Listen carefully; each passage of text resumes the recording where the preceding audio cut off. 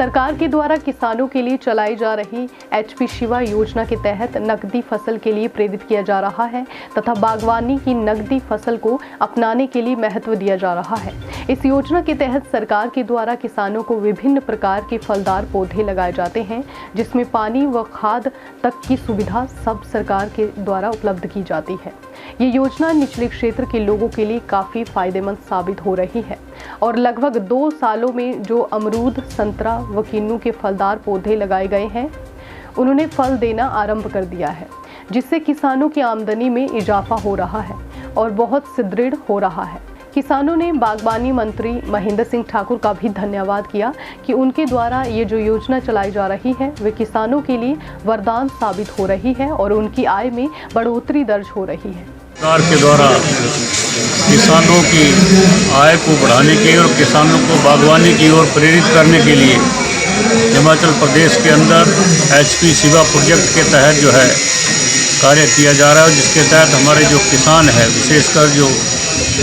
हमारा निचला हिमाचल है, जहां लोग गेहूं, मक्की की फसल पर ही ज़्यादा ध्यान देते हैं, इस क्षेत्र में भी किसान बागवानी को अपना सके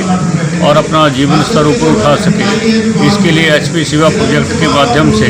लोगों को जागृत किया जा रहा है और इसके माध्यम से उनको फलदार पौधे निःशुल्क रूप से सरकार के द्वारा तथा उनकी प्रोटेक्शन के लिए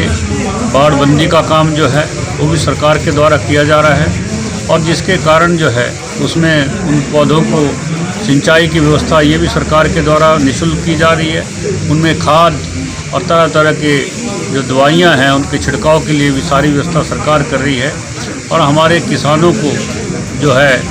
अपने खेतों में फलदार पौधे उगाने के लिए किसी प्रकार की दिक्कत न, सारी की व्यवस्था जो है सरकार कर रही है। और आज 2 साल के भीतर ही हम यहाँ देख रहे हैं कि 2 साल के भीतर जो है किसान जो हैं, जिन्होंने अमरूद के, लीची के और अपने मौसमी के जो फल